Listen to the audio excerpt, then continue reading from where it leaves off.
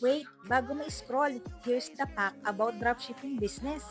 Ito lang naman yung magkakaroon ka ng sariling website, personalized under your name. Dito, hindi mo na problema yung inventory, hindi mo na rin problema yung website, hindi ka na rin kailangan mag-stocks pa ng mga products at higit sa lahat. Every time na may umorder sa Shopnik mo, hindi mo na problema kung sino pa ang magpapack, mag-deliver, pati pagsingil sa mga magiging clients mo dito. Ganong kaganda ang dropshipping business natin.